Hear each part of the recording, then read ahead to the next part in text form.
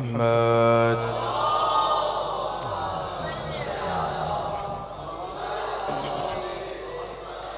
वअला आलिहि तय्यबीन अत्ताहिरीन अल-मासूमीन अल-मज़लूमीन ला सियमा बक़ियतिल्लाहि fill अरज़ीन Ruhi व अरवाहुल आलमीना लितुराब मख़्तमिहिल फ़िदा। अम्मा बअदु फ़क़द क़ाल अल्लाहु तबारक व तआला फ़ी किताबिहिल मजीद व फ़ुरक़ानिहिल हमीद। बिस्मिल्लाहिर रहमानिर रहीम।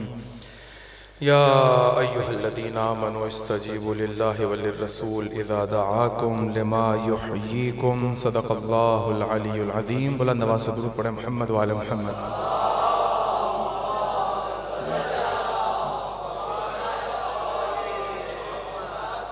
सिलसिले मजालिस की आज दूसरी मजलिस है और कल आपकी खिदमत में मौजू को बयान किया कि इंशाअल्लाह इन मजालिस में हम लोग हयात ज़िंदगी के ऊपर बात करेंगे, ताकि ज़िंदगी हमें वो ज़िंदगी अता करके ज़िंदा कर दे कि जिसमें सिवाय अली के कोई ना हो,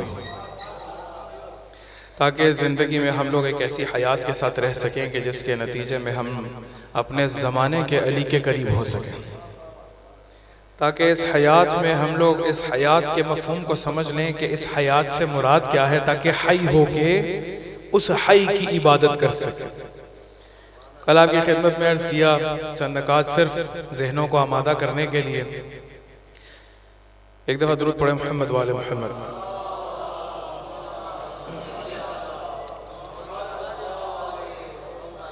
कल आपकी खिदमत में अर्ज़ किया, तवज्जो से सुनिएगा,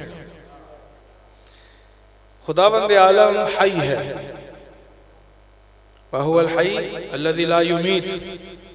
एक ऐसा या यमूत, खुदावंद आलम एक ऐसा जिंदा है कि जिसको मौत नहीं आई। उस हई ने जब इस कायनात को खल्क किया तो हयात के साथ खल्क किया।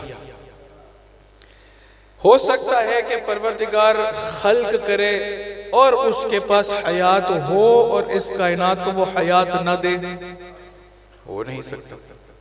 बस पता ये चला कि परवरदिगार ने इस कायनात में जो खल्क किया है वो सब का सब हई है, वो सब का सब हयात रखता है, जिंदगी रखता है। उसकी मिसाल आपको क्या दी, दलील क्या दी? सूरह जुमुआ की पहली आयत। परवरदिगार क्या फरमाता है? युसब्बिहु लिल्लाहि मा फिस समावाति व मा फिल अर्द। जो कुछ जमीनों आसमान में है वो खुदावंद आलम की तस्बीह को बजा ला रहा है। हो सकता है कि मुर्दा हो और तस्बीह बजा लाए? हो नहीं सकता।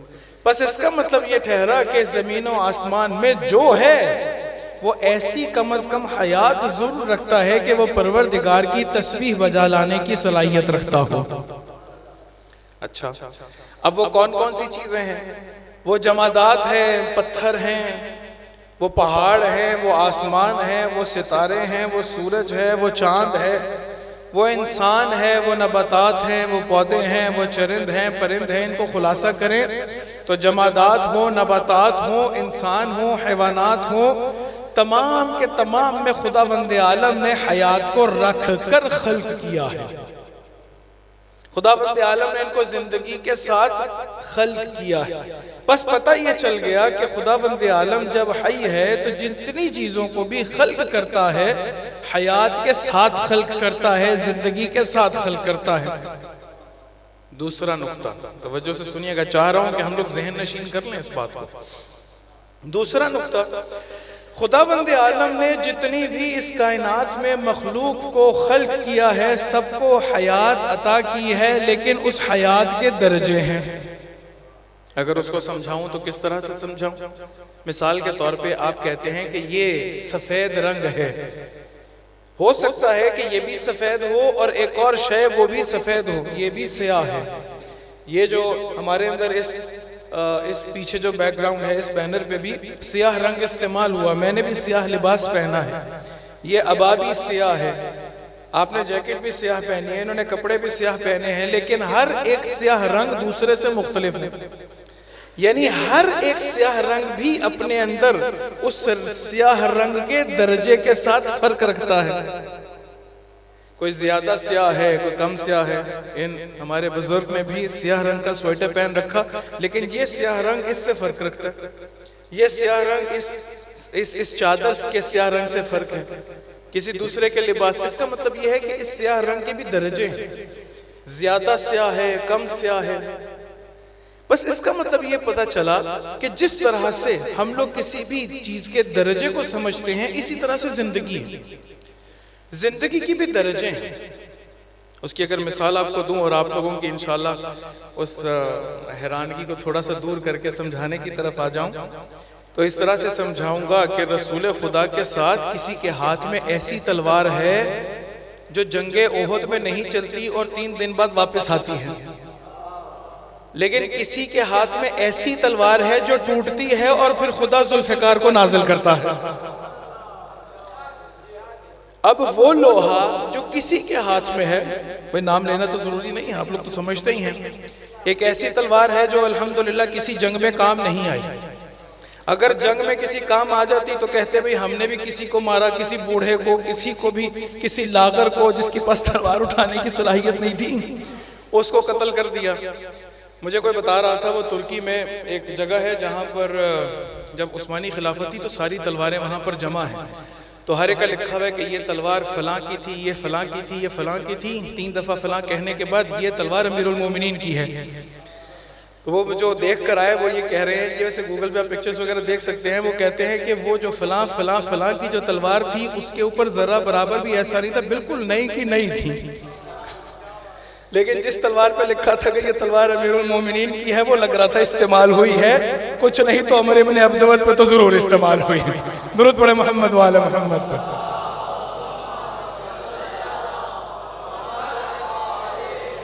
बस पता ये चला कि अच्छा एक दफा ये तलवार जो अमीरुल मोमिनीन के हाथ में है गज़वा उहद में टूटती है। रसूल खुदा को देखा, रसूल खुदा की हिसार लिया हुआ कि कोई रसूल खुदा के करीब ना है। जैसे रसूल खुदा ने देखा कि अमीरुल मोमिनीन की लड़ते हुए तलवार टूट गई, तो रसूल खुदा ने अमीरुल मोमिनीन को तलवार नहीं पकड़ाई, जमीन से एक लकड़ी का डंडा असा पकड़ाया और अमीरुल मोमिनीन से कहा इससे लड़ो। खुदावंद आलम ने उस लकड़ी के असा को ऐसी हयात अता की है कि तलवार से बेहतर चले। भाई वो लोहा कि जो जुल्फिकार की शक्ल में आसमान से उतर रहा है, क्या आया उस लोहे का भी दर्जा वही है जो कभी इस्तेमाल ना हुआ हो। बस पता ये चला कि हमारे पास जब इस दुनिया में जितनी भी शय हैं, जितनी भी अशिया है, वो सारी की सारी हयात रखती हैं और उस हयात का दर्जा है। ऐसा नहीं है कि सिर्फ और सिर्फ शय का हो। आपकी खिदमत में अर्ज किया कलेमात का, कलेमात को भी हयात अता करता है खुदा। हजरत ईसा के बारे में रिवायात हैं कि जब हजरत ईसा मुर्दों को जिंदा किया करते थे तो कुछ और नहीं पढ़ते थे, इन्हीं का नाम लेते थे, या हुसैन कहते थे, जिंदा होता था। बस पता ये चला कि इस कलमे में, इस नाम में, इस इस्म में इतनी हयात है। आप मुझसे दलील मांगे मौलाना आप ये कहाँ से कह रहे हैं, मैं आपको अकली दलील देता हूँ आयत कुरानी से। रिवायत कहती है कि कुल्लु शैइन युबदा बिस्मिल्लाह या बिदून बिस्मिल्लाह फहुवा अब्तर, हर वो शय, हर वो काम, कुल्लु ज़ी अम्रिन बालिन लम युबदा बिस्मिल्लाह फहुवा अब्तर, हर एक अहम काम के जो बिस्मिल्लाह के बगैर शुरू किया जाए खुदावंद आलम उसको बांझ रख देता है। यहाँ पर हम लोग अल्लाह से नहीं शुरू कर रहे, अल्लाह के इस्म से शुरू कर रहे हैं। बस पता ये चला कि इसमें भी ऐसी ताकत है, ऐसी हयात है जो दूसरों को हयात अता कर दे। हजरत ईसा के बारे में कि या फातिमा कहा, या हुसैन कहा, या ज़हरा कहा, या मोहम्मद कहा, और खुदावंद आलम ने उसको हयात बिइज़्निल्लाह, अल्लाह के हुक्म से, इन अस्मा के अंदर खुदावंद आलम ने इस दर्जे की हयात रखी है कि जिसके नतीजे में इस नाम को लो, खुदावंद आलम उस हयात के असर को दिखाता। आप फरिश्तों को देख लीजिए, ये तो मासूमीन का नाम है ना, मासूमीन का कलाम है। एक दफा चौथा इमाम ज़ैनुल आबिदीन अलैहिस्सलातु वस्सलाम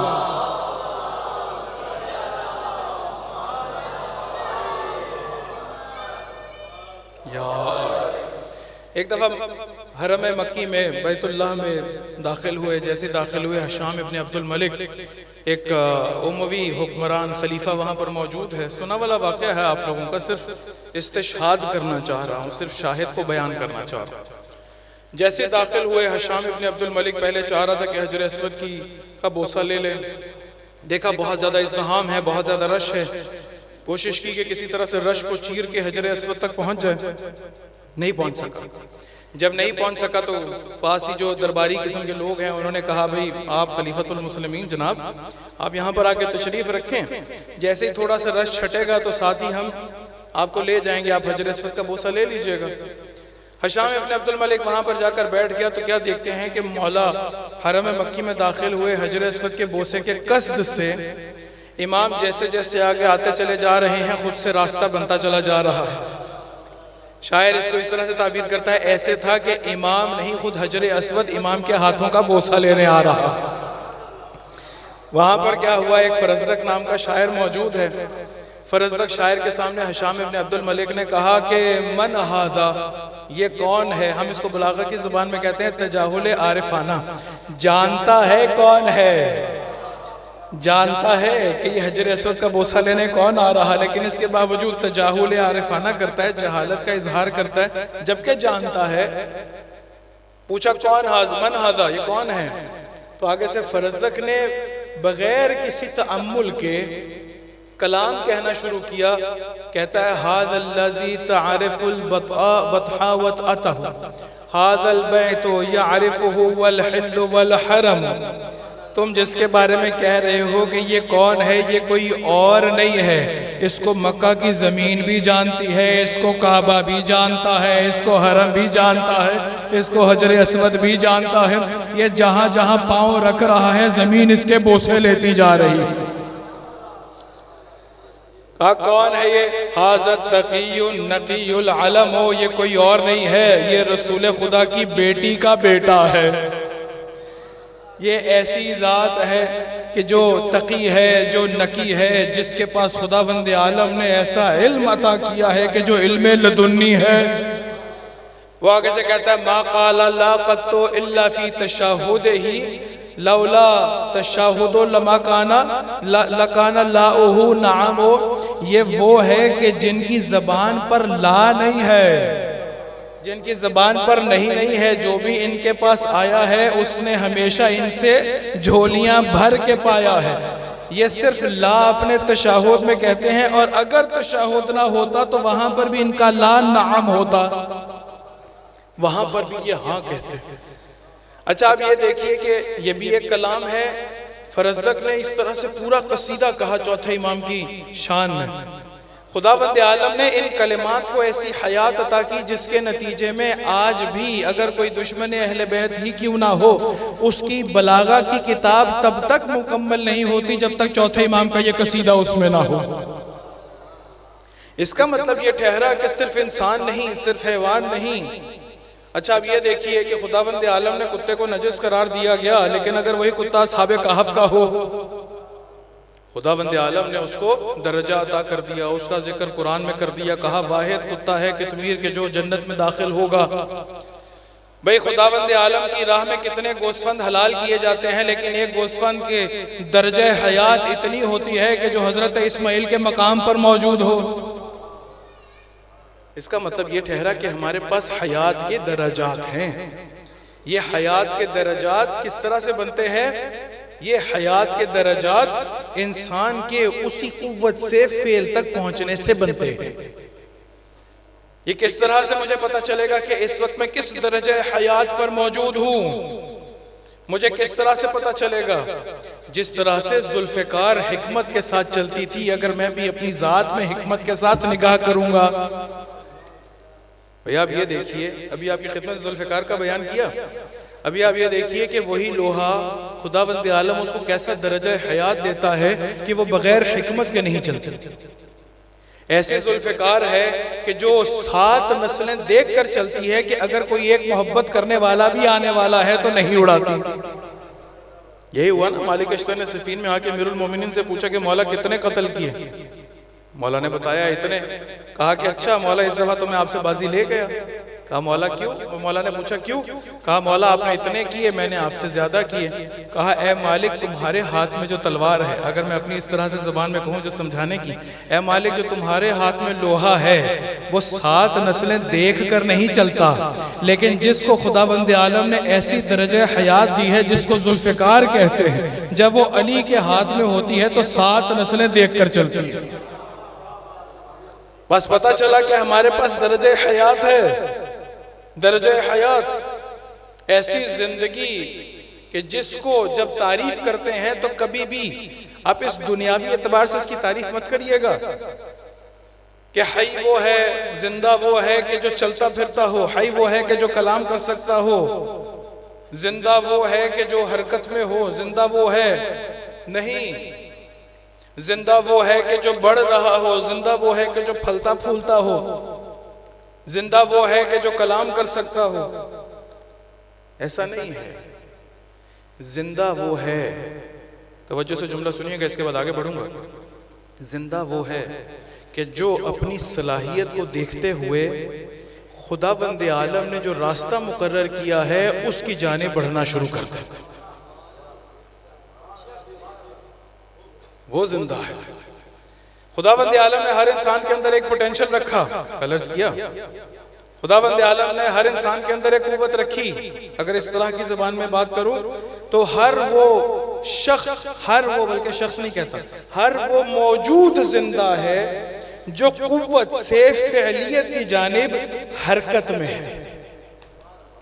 आप अंगूठी पहनते हैं, अकीक की अंगूठी पहनना मुस्तहब है। 11वें इमाम ने कहा कि देखो मोमिन की अलामत यह है कि अत्तखत्तुम बिल यमीन, जिसके दाहिने हाथ में अंगूठी हो।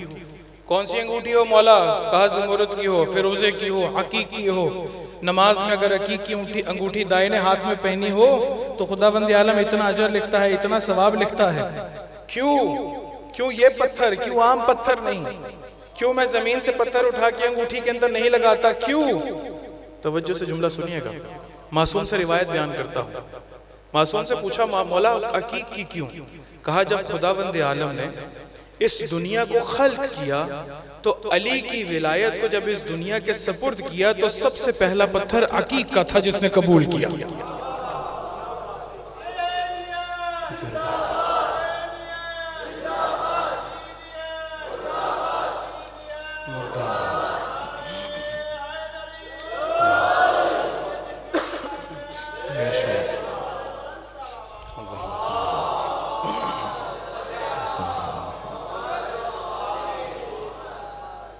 उसमें खुदा ने हर एक जमीन में कुव्वत रखी है, सलाहियत रखी है।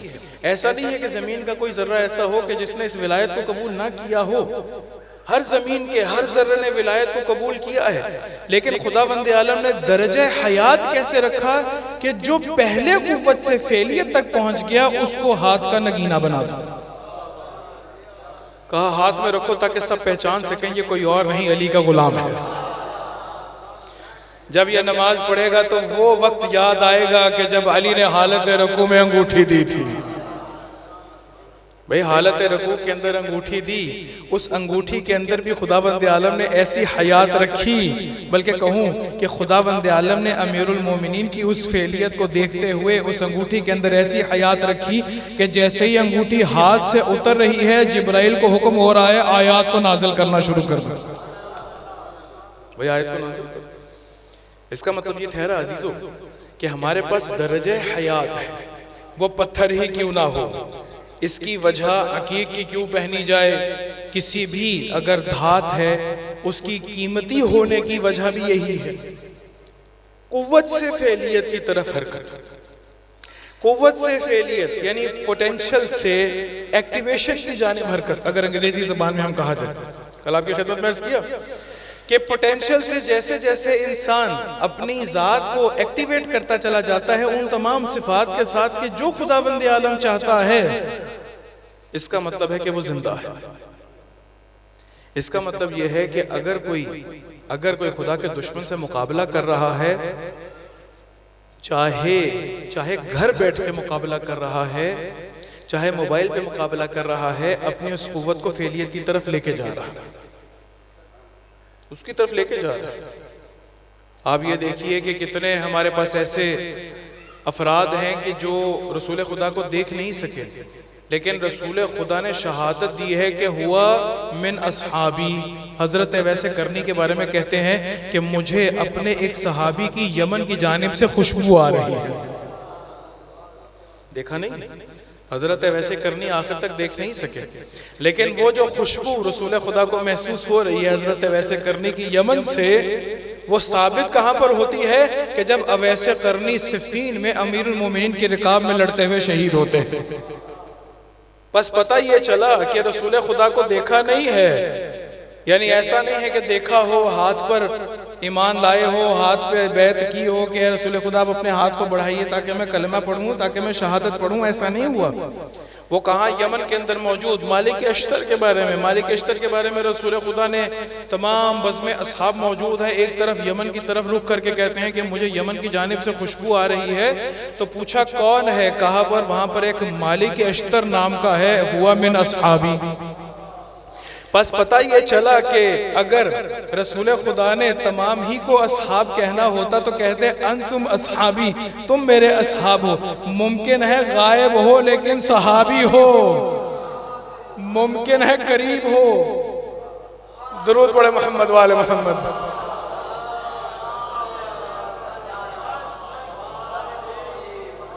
बस पता ये चला अजीजों कि हमारे पास दर्जे हयात, जरूरी नहीं कि हम लोग बहुत ज्यादा उसके करीब भी हों, यानी रसूल खुदा के करीब हो। ना रसूल खुदा के करीब होना, ना रसूल खुदा की शहादत के बाद उनके करीब होना दलील है फजीलत की, दलील है फजीलत की। जहां पर इंसान अपने पोटेंशियल को देखते हुए, अपनी कुव्वत को देखते हुए फ़िअलियत की तरफ जाता है।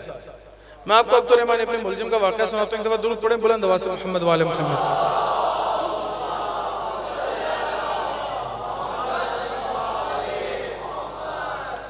अमीरुल मोमिनीन अलैहिस्सलाम जब खिलाफत ज़ाहिरी में आए, कब आए? 36 हिजरी में, ऐसा ही है, 36 हिजरी में आए। 36 हिजरी से 40 हिजरी तक अमीरुल मोमिनीन खलीफतुल मुस्लिमीन रहे ज़ाहिरी तौर पर, सही। इसमें अमीरुल मोमिनीन की 3 बड़ी जंगें भी हैं, जंग जमल है, सफ़ीन है, नहरवान है। इसके अलावा बहुत सारी और जंगें भी हैं। एक किताब है किताबुल गारात, गारात के नाम से किताब है कि जो अमीरुल मोमिनीन अलैहिस्सलाम के खिलाफत में जो छोटी छोटी जंगें हुई हैं, कूफा की सरहद पे जंग हो गई, बसरा की सरहद पे जंग हो गई, यमन की सरहद पे जंग हो गई। जो कुफार थे या जो मुनाफिकीन थे, उन्होंने अमीरुल मोमिनीन की हुकूमत के ऊपर, गारात कहते हैं हमलों को, यानी कत्लो गारात हम लोग भी इस्तेमाल करते हैं। ये जो गारात यानी जो आए छोटी छोटी बटालियन बना के अमीरुल मोमिनीन की हुकूमत को ख़त्म करने के लिए, इमाम अलैहिस्सलाम ने चाहा कि किसी तरह से कुछ लोगों की तरबियत की जाए कि जिसके नतीजे में मैं अपनी फौज तश्कील दे सकूं। और उस फौज का नाम भी शुरतुल खमीस रखा गया। शुरता कहते हैं पुलिस को, और खमीस ऐसे अफराद का मजमुआ है कि जिनसे अमीरुल मोमिनीन ने अपने हाथ पर इस चीज का अहद लिया था कि तुम लोगों की जिंदगियां मेरे हवाले हैं और मैं तुमसे जन्नत का वादा करता हूं। इनमें से कौन है? इनमें से मिक़दाद हैं, मालिक अश्तर हैं, सुलेमान हैं, जाबिर हैं, अबूज़र हैं। ये सारे के सारे शुरतुल खमीस के उन सरकर्दा अफराद में से हैं कि अमीरुल मोमिनीन इन लोगों से मदद लिया करते थे और जंग किया करते थे। ज्यादा से ज्यादा इनकी तादाद 4000 बताई गई कि 4000 का अमीरुल मोमिनीन के पास लश्कर था। बाकी तो सारे वही 3 दिन बाद आने वाले थे, लेकिन ये अमीरुल मोमिनीन की जो खास फोर्स थी वो ये 4000 का लश्कर था, जिसने जमल लड़ी है, जिसने सफ़ीन लड़ी है, जिसने नहरवान लड़ी है, जो अमीरुल मोमिनीन के सिर्फ एक इशारे का इंतजार किया करते थे। अमीरुल मोमिनीन ने यमन के अपने वाली को खत लिखा। खत लिख के कहा कि देखो तुम पूरे यमन में से, मैं यमन रसूल खुदा के ज़माने में बहुत मरतबा गया और यमन अक्सर जो है वो अमीरुल मोमिनीन के हाथों मुसलमान हुआ। वहाँ पर मुझे जानने वाले हैं, मुझसे मोहब्बत करने वाले हैं, तो तुम ऐसा करो कि यमन में से जो मुझसे मोहब्बत करते हैं, जिनको तुम जानते हो, जो मुझसे मोहब्बत का दावा करते हैं, उनमें से 100 अफराद को जमा करो। उसने कहा अच्छा मौला जमा करता हूँ। अपने यमन में वाली को बोला, उसने कहा मौला जमा करता हूँ। उसने यमन में जमा किया, 100 अफराद को जमा किया। इमाम अलैहिस्सलाम ने कहा इनमें से शॉर्ट लिस्ट करना शुरू करो। कहा मौला कितने अफराद चाहिए? कहा इनमें से 10 ऐसे अफराद का मजमुआ कि जो मुखलिस तरीन हो, जिनका स्टैंडर्ड ये है कि वो मुझसे मोहब्बत करने वाले हैं, जो मुझसे मोहब्बत करने वाले हैं, जो कहें कि हम अमीरुल मोमिनीन के लिए जान दे सकते हैं, मुझसे मोहब्बत करने वाले हैं, उनको मेरी तरफ भेज दो। यमन के वाली ने यही किया, 100 लोगों को जमा किया, शॉर्ट लिस्ट करना शुरू किया, उनसे मुख्तलिफ किस्म के सवाल करता था। सवाल करने के नतीजे में करते करते करते करते 10 अफराद का मजमुआ बना, और वो 10 अफराद का जो मजमुआ था उसको अमीरुल मोमिनीन के हवाले कूफा भेजा। यमन से कूफा भेज दिया। आप यकीन करेंगे पूरे यमन में से 100 अफराद का इंतखाब हुआ, उसको शॉर्टलिस्ट किया गया, उनसे सवालात किए गए, उनसे यकीन दहानी कराई गई, उन्होंने आके यकीन दहानी कराई कि हम अमीरुल मोमिनीन से मोहब्बत करते हैं। उन 10 अफराद में से एक अब्दुर्रहमान इब्न मुलजिम था। उन 10 अफराद में, उन 10 अफराद को यमन के वाली ने अमीरुल मोमिनीन के पास भेजा। जब आया अमीरुल मोमिनीन के पास, इमाम ने कहा एक एक करके मेरे सामने आके बैठते चले जाओ। अमीरुल मोमिनीन के सामने पहला शख्स आके बैठा। इमाम अलैहिस्सलाम ने कहा कितनी मोहब्बत करते हो बताओ। उसने आगे से जवाब दिया, और वो जवाबात भी किताबों के अंदर मौजूद हैं, तारीख की जो मोतबर किताबें हैं उसके अंदर मौजूद हैं। जाफर मुर्तज़ा अमली ने जो सीरत लिखी है, सीरतुल इमाम अली इब्न अबी तालिब, बहुत खूबसूरत है, तकरीबन 18 जिल्दों के ऊपर वो किताब है। उस बाब में ये जिक्र किया गया, गालिबन बाब खवारिज के अंदर ये इस किस्से को नकल किया। एक एक करके आते चले गए। इमाम अलैहिस्सलाम ने सामने बिठाया, कहा बताओ कितनी मोहब्बत करते हो। उसने जवाब दिया, दूसरे को बुलाया, तीसरे को बुलाया। जब अब्दुर्रहमान इब्न मुलजिम की बारी आई, इमाम अलैहिस्सलाम के सामने आके बैठा। इमाम अलैहिस्सलाम ने कहा बताओ कितनी मोहब्बत करते हो। वो कहता है मौला मेरी रगों में खून नहीं, आपकी मोहब्बत दौड़ रही है। साहिब किताब एक मकाम पे मैं देख रहा था, वो लिखते हैं कि सबसे खूबसूरत जवाब इसी ने दिया, अब्दुर्रहमान इब्न मुलजिम। यानी सब आकर मुमकिन है ये कहते हों कि मौला हम आप पे जान कुर्बान कर सकते हैं, मौला हम आप पे माल कुर्बान कर सकते हैं, मौला हम अपनी नामूस आप पे कुर्बान कर सकते हैं, मौला मेरा सब कुछ आपके लिए है, मौला मैं आपके लिए जंग कर सकता हूँ, मौला मैं आपके लिए तलवार उठा सकता हूँ, मौला मैं आपसे इतनी मोहब्बत करता हूँ कि आपके साये को छोड़ नहीं सकता, मौला मैं आपसे इतनी मोहब्बत करता हूँ। अब्दुर्रहमान इब्न मुलजिम ने जवाब दिया कि मौला मेरी रगों में खून नहीं, आपकी मोहब्बत दौड़ रही है। इमाम अलैहिस्सलाम ने कहा देखो मैं तुम्हें अभी से मुतनब्बे किए दे रहा हूं कि अगर तुमने अपना तज़किया नहीं किया, तवज्जो से सुनिएगा नतीजा देने लगा, अगर तुमने अपना तज़किया ना किया, अगर तुम कुव्वत से फ़ेलियत की तरफ न गए, अगर तुमने अपने लिए हयात का इंतखाब न किया, तो कल को मैं तुम्हें खबर देने लगा हूं तुम मुझे कत्ल करो। अब्दुर्रहमान इब्न मुलजिम ने पूछा कि मौला मैं आपको कत्ल करूंगा, मैं तो आपसे इतनी मोहब्बत करता हूं। मौला मेरी रगों में आपका इश्क दौड़ रहा है, मेरी रगों में आपकी मोहब्बत दौड़ रही है। इमाम अलैहिस्सलाम ने कहा देखो मैं तुम्हें खबरदार करता हूं, तुम अपने आप को ठीक कर लो। कहा मौला आप इमाम हैं, जानता है। आगे से देखें इमाम से क्या कहता है कि जानता है। कहता है मौला आप इल्मे गैब रखते हैं, आप जानते हैं क्या होने वाला है। मौला आप एक काम करिए, ये मेरी तलवार लीजिए और तलवार लेके मेरे सर को कलम कर दीजिए, मौला मुझे कत्ल कर दें। मौला इतने बड़े गुनाह के अंदर मैं शरीक हो जाऊं, इतना बड़ा गुनाह अंजाम दूं। इमाम अलैहिस्सलाम ने कहा कि जब तुमने गुनाह किया ही नहीं तो तुम्हें सजा कैसी दूं, तुम्हारी सजा कैसे। लेकिन देखो मैं तुम्हें कह रहा हूं कि अपने आप को ठीक कर। अगर एक इंसान, तवज्जो से जुमला सुनिएगा अज़ीज़ों, अगर एक इंसान इस जिंदगी में रहते हुए जिंदगी के माना को ना समझ सका तो मुमकिन है कि कभी उसको आके रुपया धोखा दे, मुमकिन है कभी आके उसको औरत धोखा दे। अब्दुर्रहमान इब्न मुलजिम को किसने धोखा दिया? कुताम ने दिया ना। कुताम के वालिद और भाई अमीरुल मोमिनीन के साथ जंग सिफीन के अंदर कत्ल कर दिए गए। कुताम ने कहा कि अमीरुल मोमिनीन मेरे भाई और बाप को लेके सिफीन में, जिसकी वजह से मेरे भाई और बाप कत्ल हो गए, कि देखो अगर तुम अमीरुल मोमिनीन का सर लेकर आओगे तो मैं तुम्हारे साथ शादी करूंगी। अपनी जिंदगी में उस कुव्वत से फेलियत की जानिब हरकत नहीं कर सका, इसीलिए आखिर तक मुर्दा रहा। दूसरी तरफ सुलेमान फारसी को लीजिए। सुलेमान फारसी की उम्र 250 साल बताई गई।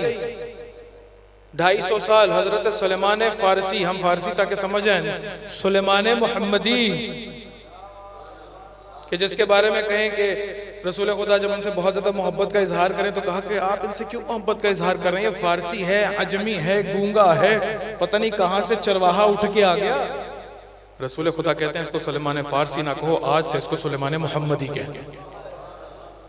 क्या किया? कुव्वत से फेलियत की तरफ जुस्तजू की, कहां जुरतुश्त, कहां आग को पूजने वाले, कहां किताब को पढ़ के अपनी जो पोटेंशियल है उसको एक्टिवेट करने के लिए किस तरह से वहां से हिजरत करते हैं, हिजरत करके कैसे मदीना पहुंचते हैं। एक जुमला कहूं, अब जब ये पोटेंशियल एक्टिवेट हो गया, अब सुलेमान को रसूल के पास जाने की जरूरत नहीं है, खुदा रसूल को सुलेमान के पास भेजता है। लेने के लिए गए ना, रसूल खुदा गए, अमीरुल मोमिनीन खुद से गए उस यहूदी के घर में, उस खातून के घर में हजरत सुलेमान को लेने के लिए वो गए हैं। अब हजरत सुलेमान भी देख रहे हैं कि ये दो कौन आए हैं मुझे लेने के लिए। देखा कि यहाँ पर सर के ऊपर बादल है, एक अलामत पूरी होगी, साया नहीं है, दूसरी अलामत पूरी होगी। खजूरें सदके की लेके गए, कहा सदका हम पर आराम है, तमाम अलामतें पूरी हो गई। अपनी जात को उनकी जात में फना कर दिया, खुदावंद आलम ने मिन्ना अहलल बैत बना दिया। हुआ ऐसा या नहीं हुआ? अगर वो कुव्वत फेलियत की तरफ ना जाती, अगर वो कुव्वत फेलियत की तरफ ना जाती, किस तरह से असर दिखाया जा सकता था? अगर वो पोटेंशियल के जो खुदावंद आलम ने इंसान को अता किया है, अभी हमारा पत्थरों से लेना देना नहीं है, नहीं तो पत्थरों के ऊपर बहुत सारी रिवायत है, मैं वक्त जाया नहीं करना चाहता आपका। जितना खुदावंद आलम ने इंसान के अंदर सलाहियत को रखा है, मैं जब इस हयात को समझ जाऊंगा, उस हई की दी हुई इस हयात के उस दर्जे पर पहुंच जाऊंगा कि जब कहूंगा अल अजल तो मौला आ जाएंगे। इमाम अलैहिस्सलाम तशरीफ ले आएंगे। हजरत सुलेमान ही को देखिए, कहा अमीरुल मोमिनीन एक दफा मस्जिद कूफा में गए तो जहां जहां मौला कदम रख रहे हैं वहां पर हजरत सुलेमान कदम रख रहे हैं। किसी ने बाहर मुड़ के देखा, कहा कि मौला तो अंदर तशरीफ लाए, साथ कोई और नहीं आया, एक ही शख्स आया है। कहानी सुलेमान साथ आया, कहा बाहर तो सिर्फ एक कदमों के निशान है। तो हजरत सुलेमान से जाके पूछा, कहा कि मैं वहीं पर कदम रखता था जहां पर मेरे मौला कदम रखते थे। इसको कहते हैं हयात, इसको कहते हैं जिंदगी। अगर मैं इस हयात के अपने आप को काबिल ना बना सका, अगर मैं इस कुव्वत से अपनी फेलियत की जानिब जो खुदावंद आलम ने मेरे अंदर सलाहियत रखी है उसको फेलियत की तरफ ना ले जा सका। मदीना के अंदर बहुत सारे लोग नहीं थे जब हमला हुआ घर पे, बहुत सारे असहाब मौजूद नहीं थे, बहुत सारे अफराद मौजूद नहीं थे कि जिन्होंने आयत तत्हीर की तिलावत करते हुए रसूल खुदा को देखा। बहुत सारे ऐसे अफराद मौजूद नहीं थे कि जिन्होंने मुबाहिला में बीवी को रसूल खुदा के हमरा नसरानियों के नजरानियों के जाते हुए देखा। बहुत सारे ऐसे लोग मौजूद नहीं थे कि जो देखते थे कि रसूल खुदा जब भी बाहर जा रहे हैं आखिरी सलाम बीबी के घर पे करके जा रहे हैं, अस्सलामु अलैकुम या अहला बैतिन नबुव्वा। सब कुछ देखा गया, लेकिन हुआ क्या था कि रसूल की जिंदगी में अपनी कुव्वत से फेलियत की जानिब हरकत नहीं कर सके, कुव्वत से फेलियत की जानिब हरकत नहीं कर सके। खुदावंद आलम ने जिस दर्जे हयात पर खल किया था, जिस दर्जे जिंदगी पर खल किया था, उस मकाम पर नहीं पहुंच सकते। सवाल यह है कि इस हयात का मैं इंतखाब करूं कैसे, किस तरीके से मैं इस हयात को अपना लूं जिसके नतीजे में इस जमाने के इमाम, जमाने की हुज्जत के अपने आप को काबिल बना सकते। एक दफा बुलंद आवाज से दुरूद पढ़े मोहम्मद वाले मोहम्मद।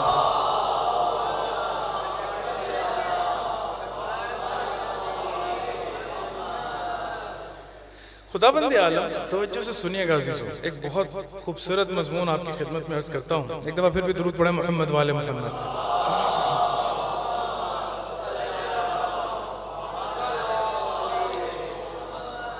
खुदावंद आलम कुरान में एक कलमा इस्तेमाल करता है माँ का। माँ कहते हैं अरबी ज़बान में पानी को माँ कहते हैं। परवरदिगार सूरह नूर की 45वीं आयत में फरमाता है, कहता है वल्लाहु खलका कुल्ल दाब्बतिन मिन माइन। सवाल का जवाब देने लगा हूं कि हम इस जिंदगी को कैसे अपने लिए कवी कर सकें, कैसे अपना सकें, कैसे इंतखाब कर सकें। खुदाबंद आलम फरमाता है सूरह नूर की इस आयत में वल्लाहु खलका कुल्ल दाब्बतिन मिन माइन। खुदाबंद आलम ने इस कायनात में हर चुपाए को पानी से खल्क किया है। आप किसी साइंटिस्ट के पास जाते हैं, कहते हैं पानी का इसलिए जिक्र किया चूंकि इंसान की, हैवान के बदन में जो अक्सरियत है वो पानी है, वो पानी बेसिकली है जिसकी वजह से खुदाबंद आलम ने उसको पानी का कहा। लेकिन जब आप अहले बैत की रिवायात से इसकी तफसीर करते हैं तो अहले बैत ये फरमाते हैं कि यहाँ पर पानी से मुराद हमारी मोहब्बत है। इसको जहन में रखिए और अब आयात को सुनना शुरू करिए। इसको जहन में रखिए और आयात की तफसीर करना शुरू करिए।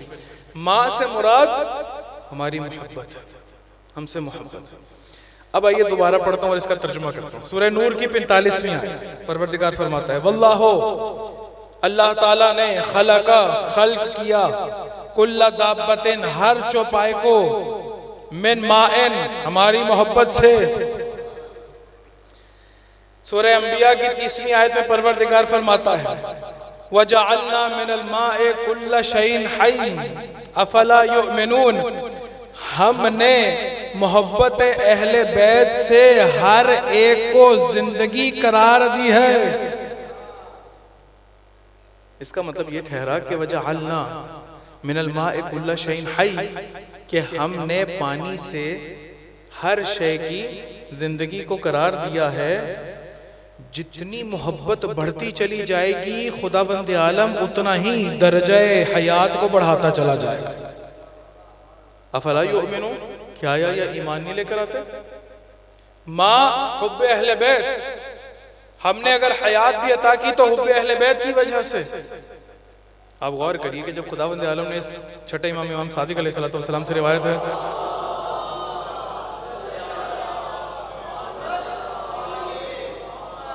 इमाम अलैहिस्सलाम फरमाते हैं, कहते हैं कि जब खुदावंद आलम ने दहबुल अर्ज 25 ज़िलहज्जा रोज़ा रखते हैं, रोज़ा मुस्तहब है बड़ा, 25 ज़िलहज्जा का दहबुल अर्ज का दिन है। दहबुल अर्ज इस वजह से कहा जाता है कि खुदावंद आलम ने 25 ज़िलहज्जा के दिन से इस ज़मीन को बिछाना शुरू किया। जब इस ज़मीन को बिछाना शुरू किया तो उस सबसे पहले मक्का की ज़मीन से खुश्की बढ़ना शुरू हुई, यहाँ तक कि अभी जितनी आप खुश्की देखते हैं पूरी इस कुर्रे अर्ज के ऊपर सारी दहबुल अर्ज के बाद ये ज़मीन बिछा दी गई। यौम दहबुल अर्ज 25 ज़िलहज्जा। और मफाती में जाके देखेंगे तो वहाँ पर मुफस्सल लिखा हुआ है, या फिर अभी तो मफाती भी खोलने की बहरहाल किसी के अंदर हौसला नहीं है, गूगल कर लें। गूगल के अंदर दहबुल अर्ज लिखें, दा हा, यानी वो जो हलवे वाली हा जिसको हम लोग बोलते हैं। अब ये मत समझिएगा कि मैंने हलवे की मिसाल इसलिए दी है, सिर्फ समझाने के लिए हलवे की मिसाल दी है कि वो जो हलवे वाली हा है वो वाली दहब, आखिर में वाव लिखेंगे और अल अर्ज लिखेंगे तो 25 ज़िलहज्जा सारे उसके अमाल वगैरह सारा जिक्र हो जाएगा। छठे इमाम फरमाते हैं कि जब ज़मीन बिछा दी गई तो खुदावंद आलम ने सवाल किया कि ए मक्का अपनी फजीलत को बयान करो। मक्का यानी उस मक्का की सरजमीन ने अपनी फजीलत को बयान करना शुरू किया। कहा कि मैं वो हूँ कि जहाँ पर जिसके सीने पे खुदावंद आलम अपना घर बनाएगा, मैं वो हूँ, फिर इफ्तिखार करना शुरू किया। मैं वो हूँ कि जिसके ऊपर आसमान से पत्थर को लाया जाएगा। मैं वो हूँ कि जो बैत अतीक के मुकाबले में इस ज़मीन पर खुदावंद आलम ने रखा। मैं वो हूँ कि जहाँ पर खुदावंद आलम पर ईमान रखने वाले जिसका तवाफ़ करेंगे, मैं वो हूँ, मैं वो हूँ। और इस तरह से बहुत ज़्यादा फ़ख्र मुबाहात करने शुरू किए। जब फ़ख्र मुबाहात करने शुरू किया, खुदावंद आलम ने करबला की सरजमीन से पूछा कि ए करबला, तुम बताओ तुम्हारी हैसियत क्या है, तुम्हारा मकाम क्या है। करबला की ज़मीन ने छठे इमाम की रिवायत के मुताबिक सिर्फ एक जुमला बोला। करबला की ज़मीन खुदावंद आलम से मुखातिब होकर कहती है कि परवरदिगार, मेरी खुद तो कोई हैसियत नहीं है, जो है तेरी वजह से है। जैसे ही ये कहा है, खुदावंद आलम ने दर्जे हयात को बुलंद किया। इमाम की रिवायत के मुताबिक कहते हैं कि खुदावंद आलम ने कहा कि तूने जब इतनी तवाज़ो दिखाई है तो मैं अपने हुसैन का हरम तुझ पे बनाऊंगा। जिस कदर मोहब्बत बढ़ती गई, तवाज़ो बढ़ती गई। जिस कदर तवाज़ो बढ़ती गई, खुदावंद आलम की अता बढ़ती गई। जिस कदर हयात बढ़ती गई, दर्जा बढ़ता गया, खुदावंद आलम की अता बढ़ती चली गई। वजअलना मिनल माए कुल्ला शैइन हई, हमने हर चीज को अगर हयात अता की है तो हुब्बे अहले बैत से। आप मुझे बताएं कि खुदावंद आलम ने जिंदगी में, इस दुनिया में किसी को इज्जत अता की हो और उसके दिल में मोहब्बत अहले बैत ना हो? खुदावंद आलम ने इस दुनिया में किसी को इज्जत अता की हो? मेरी जिंदगी एक दफा मुझे मिली है, आखिरी जुमले कह रहा हूं, बाकी इंशाल्लाह कल बयान करूंगा, हयात तय्यबा को कल बयान करेंगे। मुझे जिंदगी एक दफा मिली है, खुदावंद आलम ने मुझे एक दफा मौका दिया। और कितना करम है परवरदिगार का कि खुदावंद आलम ने इसी जिंदगी में मेरे बदन को मासूमीन की बची हुई गिल से बना दिया, फाजिल तीनत से बना दिया। यानी मेरे अंदर इस चीज की सलाहियत रखी है कि मैं सलमान बन सकता हूं, मेरे अंदर इस चीज की सलाहियत रखी है कि मैं मिक़दाद बन सकता हूं, मेरे अंदर इस चीज की सलाहियत रखी है कि मैं हबीब बन सकता हूं। लेकिन किस सूरत में? कि जब मैं अपनी इस कुव्वत को फेलियत की तरफ ले जाऊं, अगर मैं इस पोटेंशियल को एक्टिवेट कर जाऊं तो फिर खत मुझे भी आएगा, फिर मुझे भी खत आएगा, फिर मुझे भी इमाम बुलाएंगे, फिर मौला तमन्ना करेंगे कि ये भी मेरे साथ हो। इसके बगैर करबला सजेगी नहीं, इसके बगैर करबला बनेगी नहीं। कितनों को भेज रहे हैं, किसी को खत लिख के बुला रहे हैं, कुछ तो है। कोई तो है मदीना में, बीबी कभी हम सायों के पास जा रही हैं, अभी हमारे अजीज मरसिया भी पढ़ रहे थे, बीबी कभी किसी के पास जाती हैं, अमीरुल मोमिनीन की विलायत की बात करती हैं कि क्या है तुम्हें याद नहीं कि रसूल खुदा ने ऐलान किया था गदीर खुम पे। बीबी ऐसी मुदाफ़िया विलायत, ऐसा दिफा करती हैं विलायत का। पहली मुदाफ़िया विलायत हजरत फातिमतुज़ ज़हरा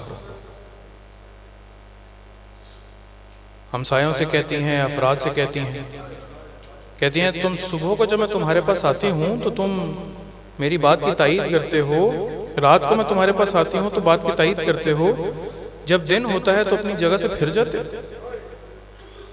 कितने मसाइब हैं बीबी के। सुब्बत अलैया मसाइब लौ अन्नहा सुब्बत अलल अयाम सिरना लयालिया, मुझ पर इतनी मुसीबतें टूटी हैं कि अगर रोशन दिनों पे टूटे तो तारीक रातों में तब्दील हो जाए।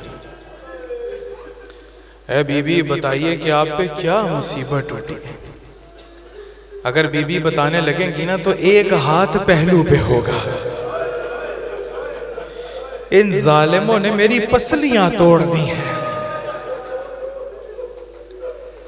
किसी ने सवाल किया ना, अजरकुम अल्लाह, किसी ने सवाल किया कि दुख्तर रसूल है, रसूल की बेटी फातिमा है, किस तरह से मुमकिन है, किस तरह से किसी की जुर्रत है जो घर को आग लगा दे, किस तरह से किसी की जुर्रत है कि दरवाजा गिरा दे, किस तरह से किसी की जुर्रत है कि पसलियां तोड़ दे।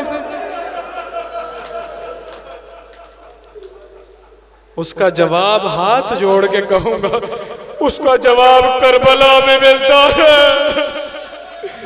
मेरा मौला हुसैन जब सीन से जमीन पर आए हैं, जब नाल बंदी हुई है, ज़ैनब का दिल घबराया है। कोई आके पिसरे ज़ियाद से कहता है मैंने हुसैन के लाशे को पामाल किया, मैंने हुसैन की पसलियों को तोड़ दिया। जनाब सानिया ज़हरा ऊंट की बुलंदी से खुद को गिरा के ये कहे आंताखिया हुसैन, ए हुसैन मेरे माँ जाए ये तू है, तेरी तो कोई पसली सलामत नहीं है, इनसे बैद नहीं है। ए फातिमा रसूल की बेटी की पसलियां तोड़ दी गई। कहीं पर ये मसाइब पड़े गए ना, अजरकुम अल्लाह, मसाइब पड़े गए। आखिर तक एक गिरिया करता रहा। किसी ने जाकर सबसे आखिर में जाकर उसे पूछा कि अब तो सब चले गए, आप बैठ के क्यों गिरिया करते हो?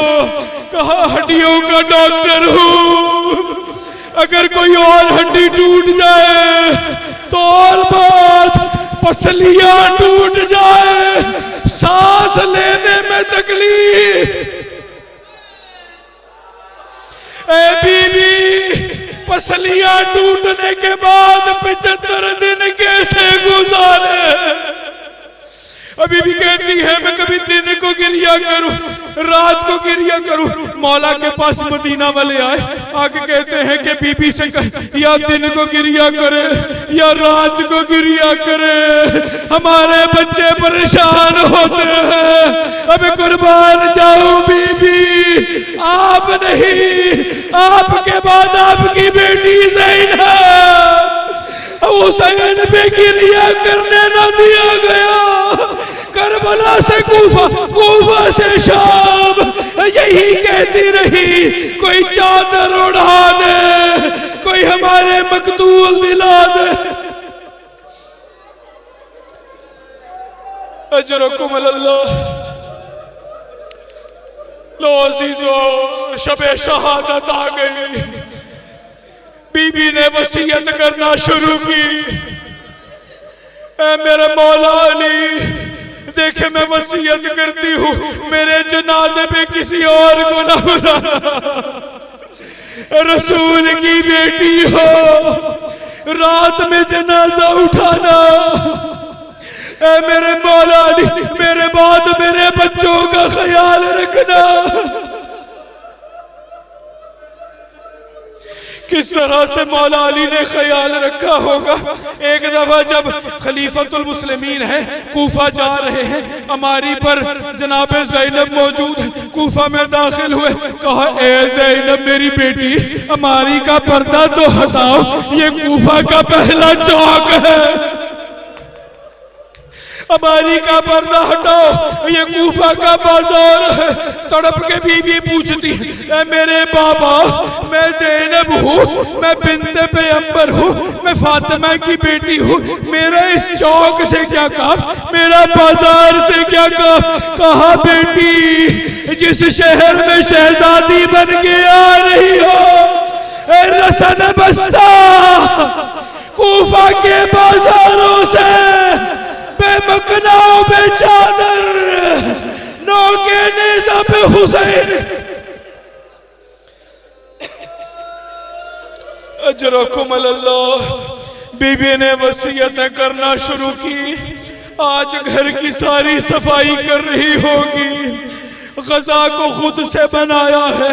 गजा को बना के फिजा से कहती है, मैं अपने हुजरे में जा रही हूँ, देखो जब तक तस्बीह की आवाज आती रहे ना तो समझ लेना फातिमा जिंदा है।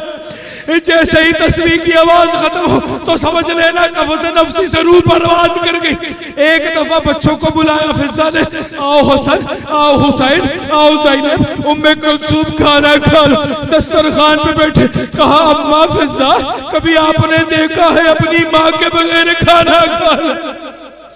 जब तक माँ ना आएगी तब तक खाना ना खाएंगे। तस्बीह की आवाज बंद हुई। फिजा ने कासिद भेजा, मौला मस्जिद में मौजूद है। जैसे ही बताया ना, ये बीबी इस दुनिया से गुजर गई। रिवायत कहती है फातिह बदरुहुनैन, सबके सामने मुंह के बल जमीन पे जा गिरे। ए मेरी ज़हरा, या रसूल अल्लाह, अब इस दुनिया में ना रही, गुस्ल कफन का इंतज़ार।